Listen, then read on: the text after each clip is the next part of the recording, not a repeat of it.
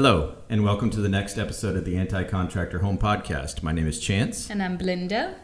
In this podcast, we discuss what it would be like to construct a home that is anti-contractor, something more homeowner-friendly, something that's easy to maintain, something easy to and fast to construct, something that's low maintenance, and something that empowers the homeowners. So the homeowner knows how the house runs and how it functions, and the homeowner knows how to fix it if something goes wrong.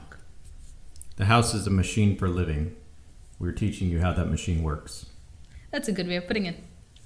I just came up with that. Man, I wonder if anybody's ever said that before. Some famous modernist architect. Yeah. Okay, so in today's podcast, continuing on our previous podcast where we talked about blanket and roll-on insulation. Roll-on? Spray, blown in. Blown in. And blanket insulation. We're going to talk about rigid foam insulation and ICF insulation and the different types and just how all that works. So, what is rigid board insulation? I'm thinking that we need to approach this podcast by first talking about the materials that all these are made of, because a single material can be manipulated to make multiple different types of insulation. So let's first discuss the actual materials that make these up, and then let's talk about the rigid foam, ICF, or even SIPs. Okay, and just for the audience to know, rigid board insulation is the stuff you see at Home Depot that is pink or blue, and it comes in it's like a solid board, but it's like a styrofoam, but it's not technically the chemistry behind it. So what are the materials of rigid board insulation? So rigid board, well, should we talk about open cell and closed cell first? Yes, let's do that. So right now, the big thing that's going on is spray foam, which we'll discuss next week. But whenever people talk about spray foam, they talk about open cell versus closed cell. Or even when you talk about rigid board, they talk about open cell or closed cell rigid board. I was surprised by how much incorrect information is out there. Because people say, closed cell means it's full. Open cell means it's open. Or open cell means that water can pass through it. Closed cell means that it's tight and no water can pass through it. Okay, and it is all incorrect. Okay, my interpretation was something similar to that, was that closed cell is more closed off, impermeable, and open cell is more breathable. Partly, but there's a reason why, and people don't understand that. They think that one is completely closed, one is completely open. What is in it? So I'm going to explain what that is, okay? Okay. The basics of how rigid board and ICF and SIPs, of how all these materials are made, is similar to when we were kids, we used to blow air through a straw into milk to make it bubble, or any liquid, water, or it was probably soda drinks, or Coke or soda in the States. Yeah. So that action of blowing air through a straw into a liquid is how all these different foams are made. So what happens is, like, for example, EPS, people might have heard of that, expanded polystyrene. So you have a liquid styrene, and a blowing agent is it's called a blowing agent, or basically air or some sort of chemicals are blown into this liquid, and this liquid starts to bubble and then it hardens. So and you've seen packing nuts and like styrofoam packages. If you look at it really closely, you can see these tiny little white balls. So all that is basically solidified styrene with air inside it, because air has been blown into this liquid, and then it solidifies. Okay, so it's a chemical reaction that occurs to make this. It's not a chemical reaction, because it's not that styrene itself is changing. It's just changing its physical state from liquid to solid. There's no chemical reaction happening to change styrene to extruded polystyrene. It's just changing from liquid to solid in the form of bubbles. Does that make sense? Okay. Yeah. So open cell versus closed cell. What happens? Sorry. So there's air introduced in all of these different types of rigid board insulation? Air or some sort of chemical gas. Okay. So with closed cell, what happens is all these tiny air bubbles, air pockets, they stay closed. So they have all the air trapped inside them. So all these rigid board insulations we're going to talk about, EPS, XPS, Polyiso, they're all closed cell insulation. They're really hard because it has this air trapped inside it. It's not going anywhere. Open cell. That's what causes it to be rigid. That's what causes it to be rigid. Now, spray foam insulation can be either open cell or closed cell.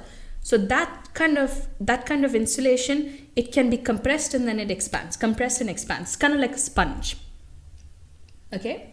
But what happens in open cell insulation is these tiny bubbles, after they solidify into these balls, air escapes. So in your open cell insulation, at least 50% of the cells have lost the air inside them.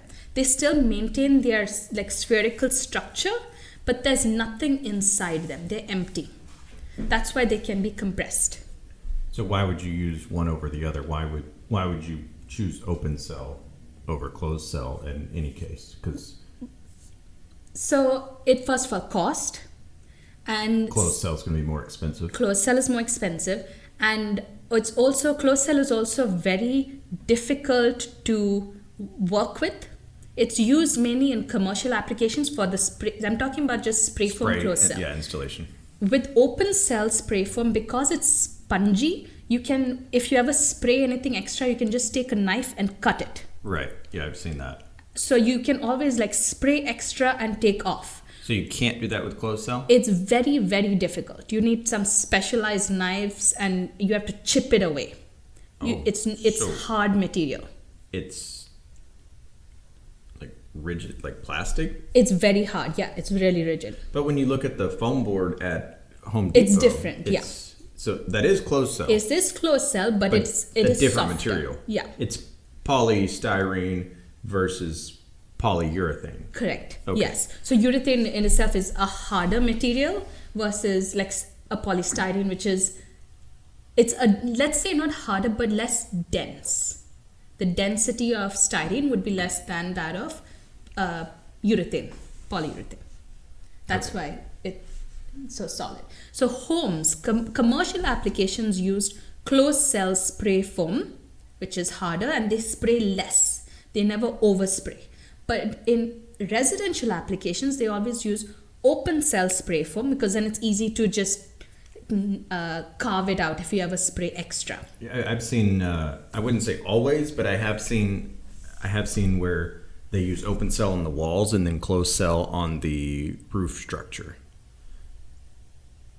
I'm not sure why that would be, but that's the application I've seen. Could be that it's more, and because these cells are open, it is more permeable. It can absorb water. Air can pass through. So maybe that's why. I mean, all this does pertain to rigid foam, but it sounds like we're talking a lot about spray foam. Well, we had to explain what open cell versus closed cell is, Right. because rigid foam, all types of rigid foam are closed cell. So, can I ask, is closed cell going to provide a higher R value than open cell? I don't know, because the only type of open cell I could find was the spray foam open cell. Right. So I guess you'd have to compare the thickness of a spray foam open cell to a closed cell like EPS or something. My thought was that since talking about spray foam, the application, when you do open cell in the walls, you said you overspray and then they just cut it off because it's easy. But when they use closed cell, they use less. So my thought is, since you need a higher R value in your roof, in your attic space, they use a closed cell if it performs better than an open cell, because they have to use less of it to get a higher R value. Yeah. And also, like the R value will differ. I would say yes, closed cell would have a higher R value. And the reason why I say this is because air is similar to what's happening with fiberglass. Air is the one that's increasing the R value of a material. So with closed cell, you have more air trapped in all these bubbles, and that air is acting as your insulator. With open cell, when you lose that air in those little like spherical balls or the bubbles, you have less air in your material. So it should theoretically have a lower R value. Does that make sense? Yeah. There's less air, there's less trapped air in your material compared to closed cell. in general, there are 3 different types of rigid board insulation you're going to get at your big box store. There's going to be EPS, which is expanded polystyrene. I always mix up the two. Yeah. There's going to be XPS, which is extruded polystyrene. E for expanded, X for extruded. I don't know where the logic is in that. And then there's the third type is what is called polyiso or polyiso cyanurate. Yep. So those are the 3 different types you can readily get at your big box store. But let's discuss each in depth. Yes. Please. As much as we can. Right. So expanded polystyrene. This is the most common. Most common material used out there for insulation or anything else is basically styrofoam. It's the same thing. What color? Does it have a specific color? Usually white in color. Okay, so it's not the pink and blue stuff. No, that's XPS. We're talking about the white stuff that even when you buy anything at the store, something fragile like a TV or something, you have styrofoam packaging it up. All of that is EPS, expanded polystyrene. So styrofoam is Yes. EPS. So your coffee cups, then your TV that when it comes packaged, Yep. all your Amazon packages that have styrofoam. yeah, the packaging peanuts. That stuff is also a styrofoam. Why do they call it styrofoam? Is that an outdated material they used to use, and now it's all EPS, and people just use the term styrofoam Well, still? think about the name styrofoam. Styro comes from styrene. Foam. So it's basically foamed up styrene. So styrene is benzene plus ethane. So it's C6H6 plus CHCH2. So polystyrene is a chain of styrene. So it's a chain of Mini styrene. benzene rings with the CHCH2. So polystyrene is a hydrocarbon chain, meaning that in its essence, it consists of carbon and hydrogen. And just like with all these other things, it's a petroleum-based product. And this gets me off on another tangent of Sustainability? sustainability, no, but more so of how big of a role petroleum or fossil fuels plays in everyday life. Yes. And people don't understand that. I mean, it's very easy to say, cut out gasoline, don't have any more gasoline in your cars, stop extracting fossil fuels, completely convert to clean energy. But you have to understand everything in your house, everything in your life is, many things are petroleum based. Yeah, it's the plastic that wraps your wires, anything, it's that petroleum is such a versatile material and can create so many different materials that you can't just cut it out of everyday life. No, and it's funny when people seem to think that when everybody drives a Tesla, we'll be free of oil. Well, that's the furthest thing from, not the furthest, but it's pretty far from the truth because the roads you drive on are petroleum based. Yes. It's very interesting stuff. I mean, every little step helps in the process, but it is everywhere. So I mean, the medicines, I'm sure in your food production and in the packaging of your food, there's petroleum-based products everywhere, and it's not a bad thing. I mean, society has progressed because of it. Yeah, it's good to try to wean off it because it's a non-renewable resource. It's finite. But you also have to appreciate and understand what a big role it plays in today's world. Yes. Anyway, that's my tangent. Yeah.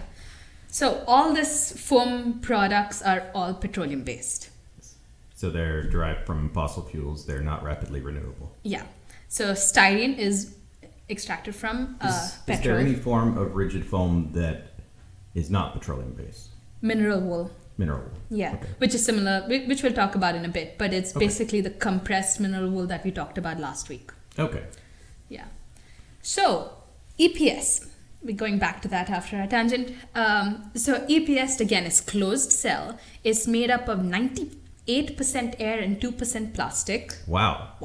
So, if it were it's not open cell. I don't know if we should even bother with that. But you would think the way you described open cell and closed cell, the closed cell has all these air pockets, but you make it seem like it's a 50-50 relationship, but 98 to 2, that's significant. That's why it's so lightweight. Like you have such a large piece that can, a 4x8 sheet, a 4x8 by 4 feet by 8 feet by 1 inch sheet costs $16.25, and it can be handled by a child. And it's really lightweight. I'm not even going to say a single person. It can be handled by a child. Child labor. Yeah. So it has an R value of about R 3.85 to R 4.5. Yeah, for what I've seen is that EPS has an R value of roughly 5 per inch. XPS does. EPS is lower than XPS. Oh, yeah, that's the pink So stuff. in terms of R value, you have EPS, which is the lowest, then XPS, and then Polyiso. Okay, so EPS is going to be the cheapest. It's the cheapest and the lowest R value. Which is why it's used in packaging and all different stuff, because it's the cheapest. They Yes. don't really care about insulating your laptop Yeah. whenever it's shipped. Yeah. They just want to protect it. So when this material was invented in the 70s and 80s, at first, whenever they used blowing agents into the styrene to create bubbles, they used a lot of CFCs, chlorofluorocarbons, which we all know is bad for the environment. So it's a greenhouse gas, and luckily in the 80s, people realized how bad it was for the environment and how much ozone depletion it causes.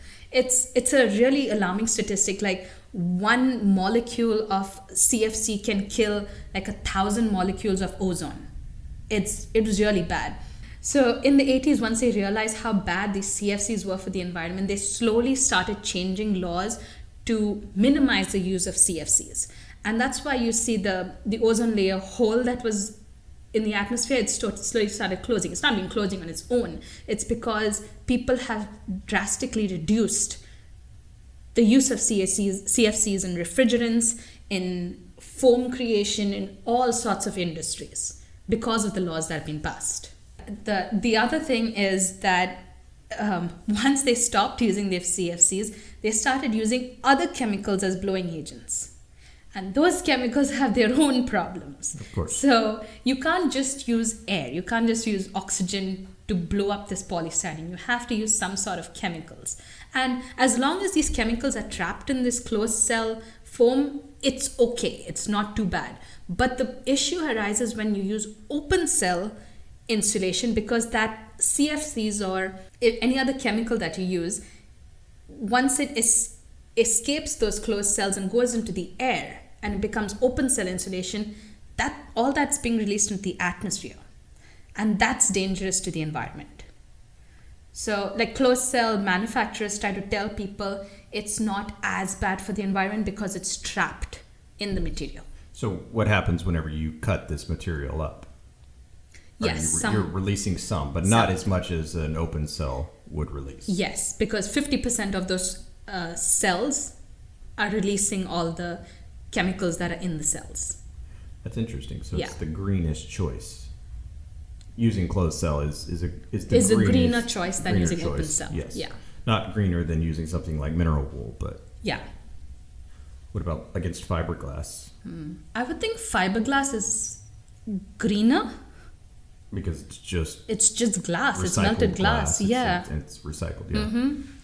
But you need to watch this video of how EPS expands. It is fascinating. So Is it a how it's made video? there is a how it's made video, but there's this other video of this guy or person who has these tiny styrene beads that he put over his kettle, and once the steam was released from the water inside the kettle, these beads expanded to like 10 times the size that it was, which is how That's how- polystyrene is. yeah. Polystyrene is made, And that's how the and that's how spray it's foam is applied too. I mean, you spray it and it expands. and it expands. Yeah, but that's how it's made into molds when it's wrapping your TV. So they had these tiny styrene balls. They package it up in this form, and then they add steam to it, and then it expands and it takes the shape of the mold. Oh, That's how it's made. that's cool. Yeah.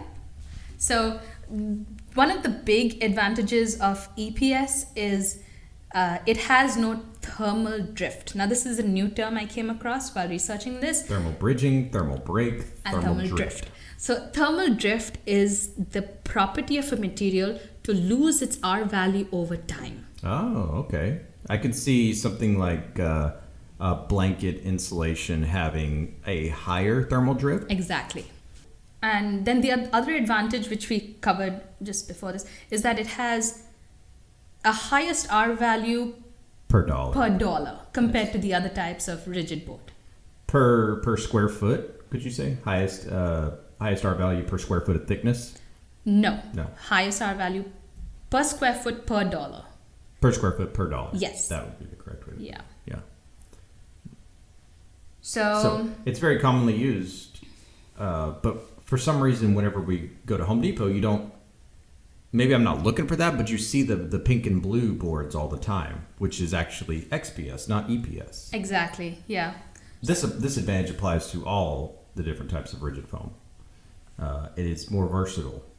It's a more versatile material. It can be used in roofs, in walls, in floors, below grade, which is important because you can't use something like fiberglass below grade because of the moisture that can get in. This rigid foam is actually seen as a moisture barrier, and it has some structural applications. Like it's not going to hold your building up, but it does have some. It adds some strength to your building. EPS can attract ants and termites. I don't know why they would want to live in plastic styrene balls, but they attract ants and termites and they have nests in them. I ran across that when we were researching ICF, which is just EPS sandwiching concrete. It's these blocks of EPS sandwiching concrete, and I did read that you would need some sort of termite treatment on this EPS, which is weird because I thought termites only wanted wood. Why would they be interested in this?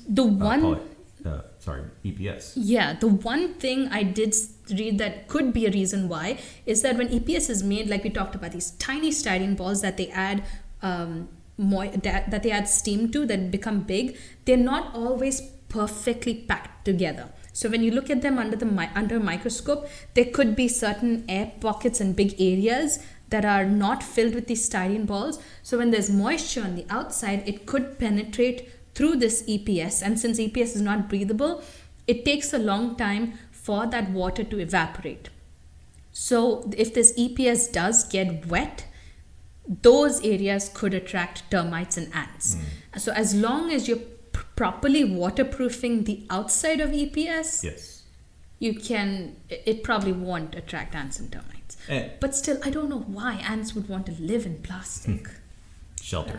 And it's a common application for rigid board insulation is to use it on the exterior of your home, which allows it to be more subject to moisture. Yes. So we just said that the R value of a 1-inch EPS board is R 4.5, which is very, very low compared to the R values that we talked about last week for like R15 and R30 for fiberglass.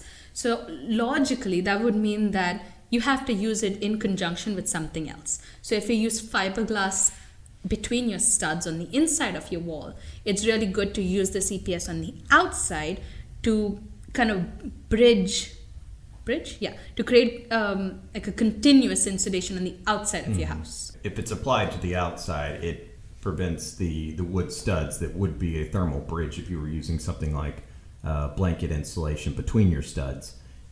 Using this rigid foam on the outside would make it a complete thermal break by fully wrapping your envelope. Yeah. And even people will go as far as, like you mentioned, 1 inch is roughly R4.5 or so. If they wanted to double that up, they instead of using a 2-inch thick piece, they'll use two 1-inch pieces, and they will stagger the joints so that you're creating an even more clean thermal break. Interesting. So moving on to the pink and blue stuff you see at Home Depot. That's it may seem like the most common rigid board insulation, but it's not quite as common as EPS is. So the pink and blue stuff is extruded polystyrene, or XPS. So it's not. So you mentioned that all of these rigid boards are formed by using this metaphor, blowing air through a straw into a liquid. That The XPS is slightly different. okay. So what I understood is that you have it's made of the same stuff. It's polystyrene, this white polystyrene liquid that is kind of passed through a cheese grater kind of thing, which I think is called a dye, D-I-E.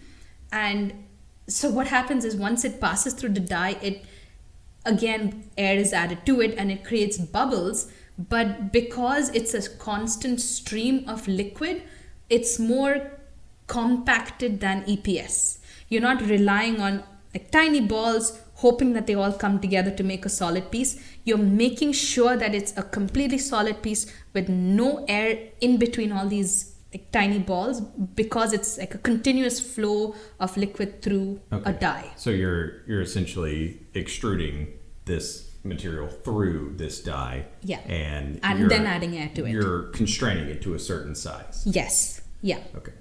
So through that extrusion process, I guess is why it's the called name makes sense. XPS versus Expanded, you're expanding tiny balls versus extruding the liquid through a dye. Mm-hmm. So how do they control EPS? How do they keep it from going out of control? the container in which it's made, it presses it on all four sides and it expands to just that size of the container. Okay. So a similar XPS is done in a similar way, but it's running through this dye. Dye, yes. Mm-hmm. But it's the same exact material. It's the same thing. It's polystyrene liquid. Now, do you know what the colors are? Yeah, I was wondering why is it pink and blue if it's the same exact material? Why don't they just keep it white? It depends on the company that makes XPS.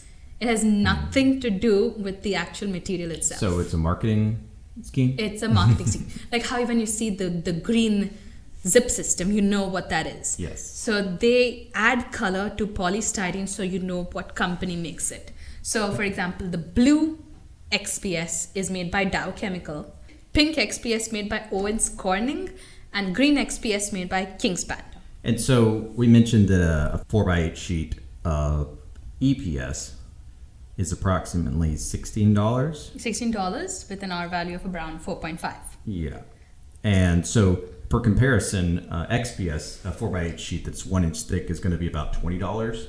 And that's going to hit that R5 value. Yes, so slightly more expensive, but slightly better R value. So it probably works out to be about the same, which is why if you were to go to a construction site, you're probably going to see the pink and blue stuff because it's about the same price for the R value you're going to get. I mean, for example, we were on a construction site today and we saw that they used XPS. They did. To get some Energy Star credits.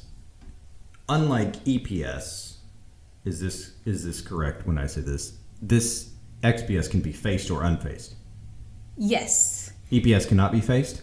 Most often it's not. There's no need to have any sort of backing for it because the beads just expand and stick together. But XPS can be made with a foil face backing or moisture backing or something on one side. And that foil face backing acts as a radiant barrier. Yeah, and I think that backing can be permeable or non-permeable. Yeah. Okay, because if it was impermeable and you had it in a location within your wall, you might be preventing moisture from releasing from that wall and drying it out. Exactly. Therefore causing mold to build and mildew. Mm-hmm. XPS is more moisture resistant than EPS because it doesn't have any gaps between these polystyrene balls. It's solid. You have closed cell EPS, which is the least water resistant? Of all the three, of yes. the three. Mm-hmm. And then a step up from that would be XPS, which is closed cell, but it has a higher moisture resistance than EPS. Yeah. Another disadvantage I saw was that instead of using CFCs now as a blowing agent, they use HFCs, which is hydrogen, fluorine, and carbon, instead of chlorofluorocarbons. So this HFCs can also be very damaging to the environment and the ozone layer.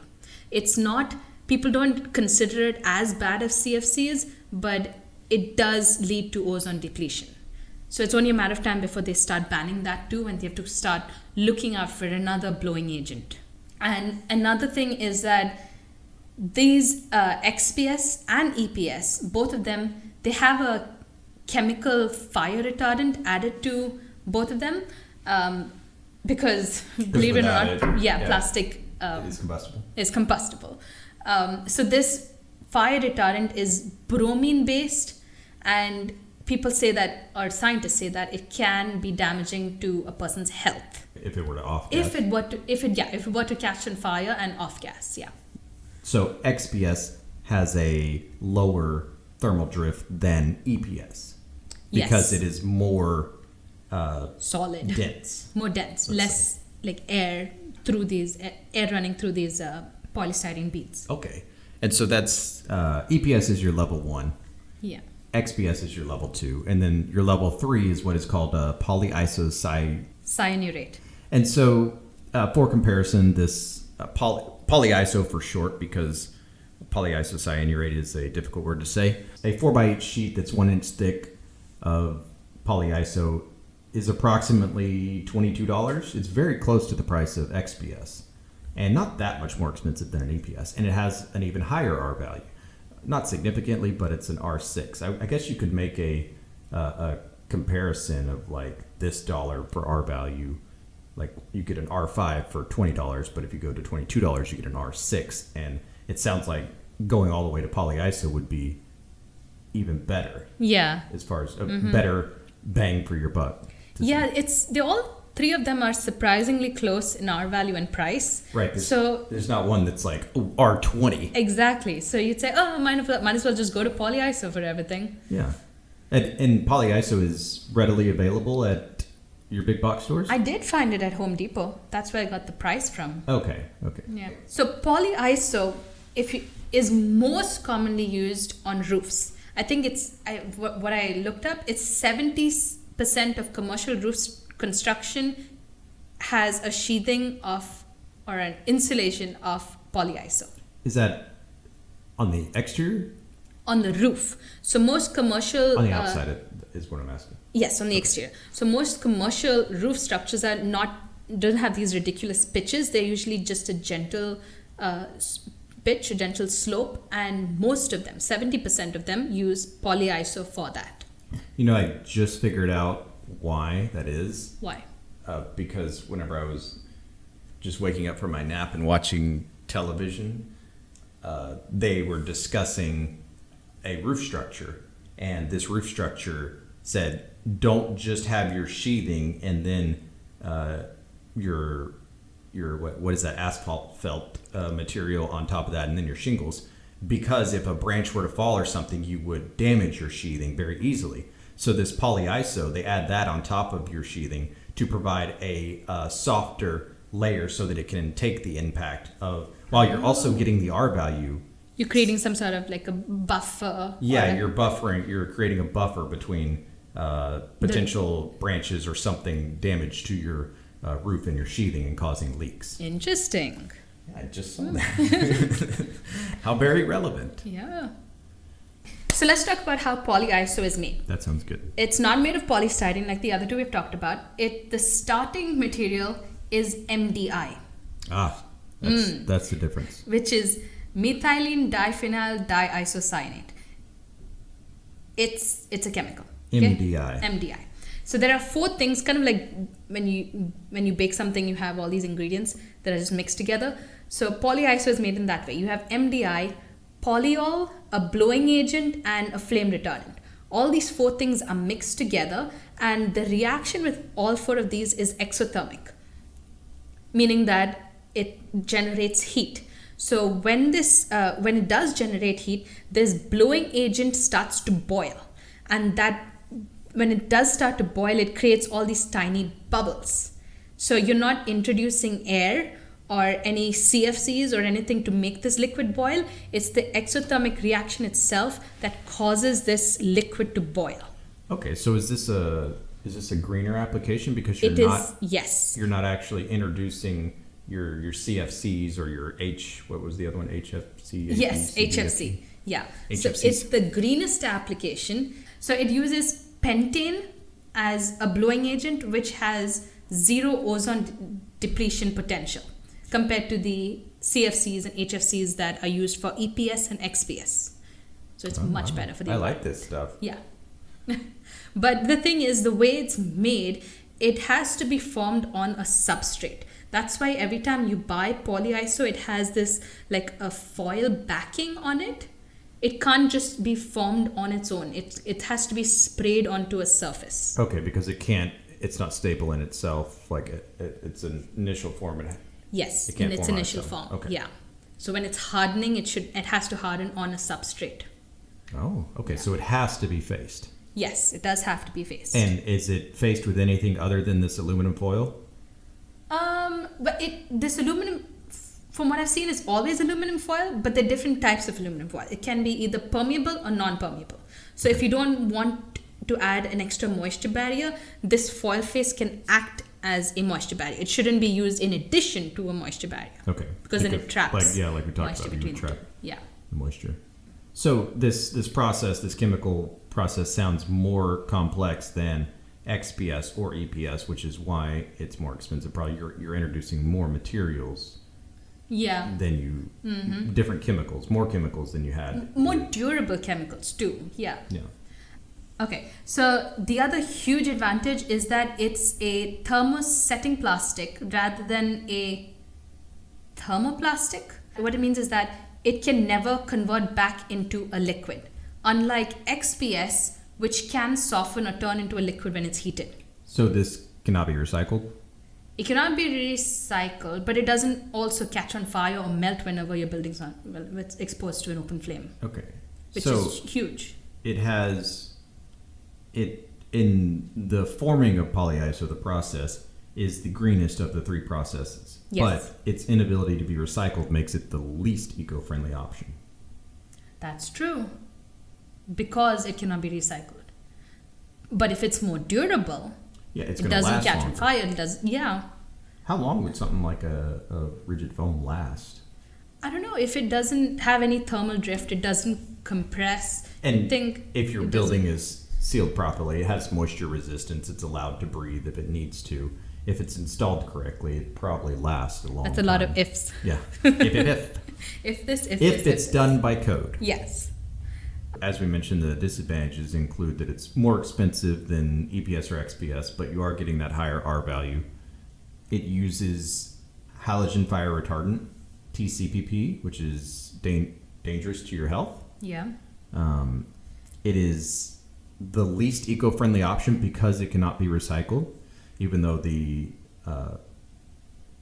formation or the creation of the product is more eco-friendly. More eco-friendly because the blowing agents are better for the environment. Yeah. So that's upfront versus life cycle. Yeah. And then it also has the worst thermal drift of the three different types. So it loses R value faster than either EPS or XPS. And it can't be used underground, like in your basement, which is a common use for rigid foam insulation, because of the It resistance. absorbs a lot of water. Yeah.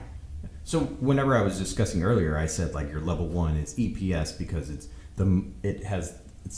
the least moisture resistant, Yeah. and then level 2 would be XPS because it has a higher moisture, like it can resist more moisture, and then level 3 is polyiso, it can resist the most moisture, but that's not true. That's, yeah. So it's EPS, so it would be XPS XPS would has best be the- moisture resistance. okay, and then EPS, and then a polyiso. Yeah, I'm a little confused about polyiso because I expected it to be the best in terms of all the aspects, but now that we're talking about it, it seems like it cannot be used underground because it has a very bad moisture resistance, but it can be used on roofs. So we probably have to look into this a little bit more Yeah. to understand why. Why would it be more advantageous to use a polyiso rigid foam on the roof as opposed to using an EPS or an XPS on the roof? So the fourth kind of rigid board insulation would be mineral wool boards. So I think they're made of the same thing that we talked about last week with mineral wool. It's just recycled slag and basalt rock. It's just that this mineral wool fibers are compressed a lot more in order to create these rigid boards. To make it a rigid form. Yeah. Yeah, and surprisingly, a 4x8 sheet that is 2 inches thick has an R value of 6.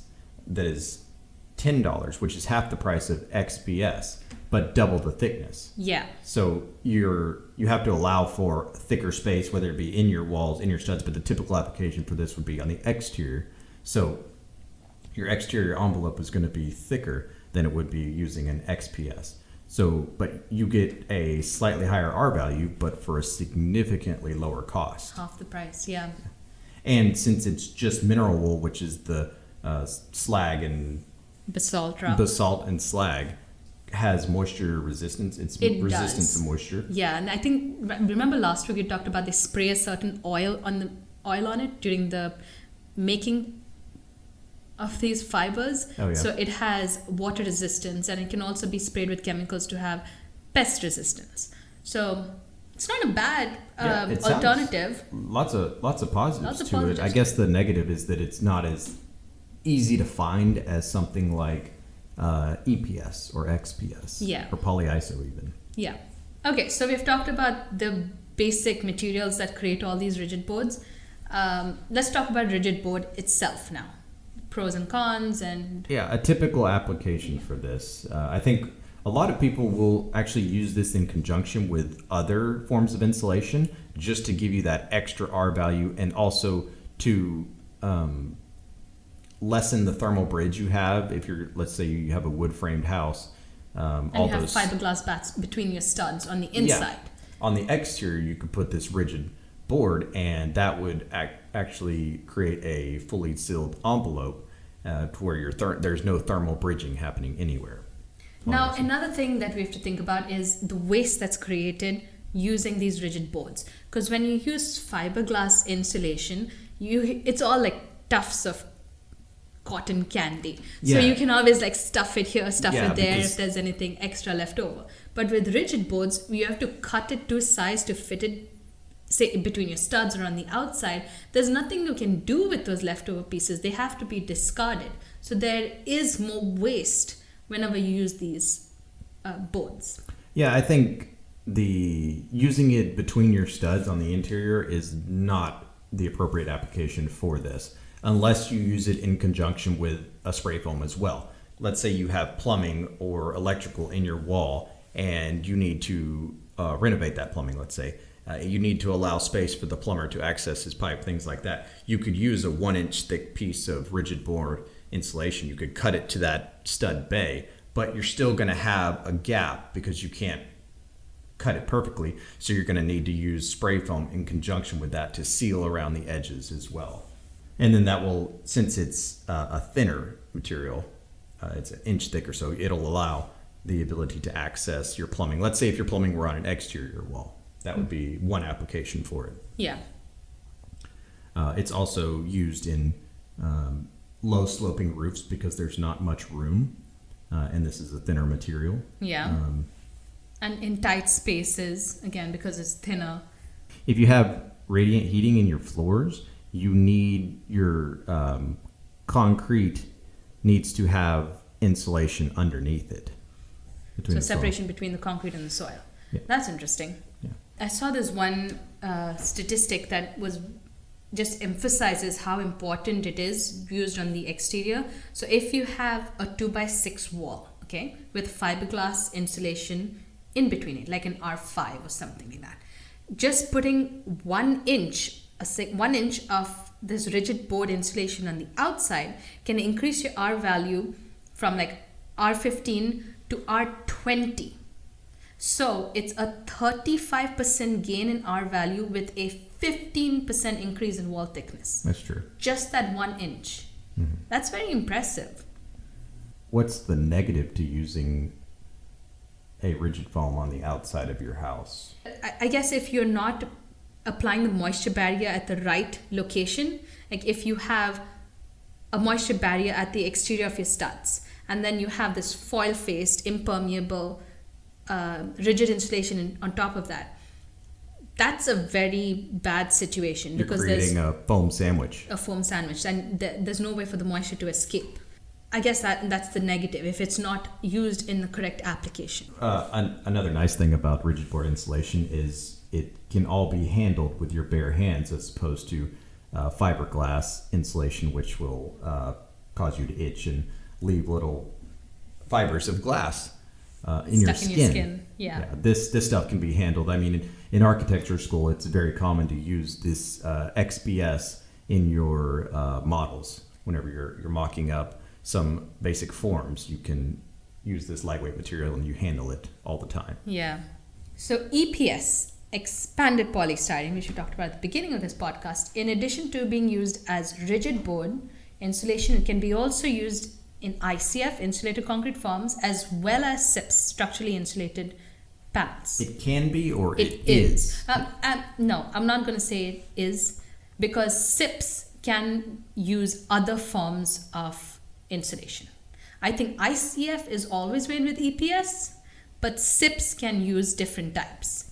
I'm very keen on the exterior application to create a pure thermal break, which is becoming more and more popular with homes these days. They're less about using they're less about using blanket insulation between your studs. They're wanting to create a completely sealed building because they're finding that that's the most energy efficient.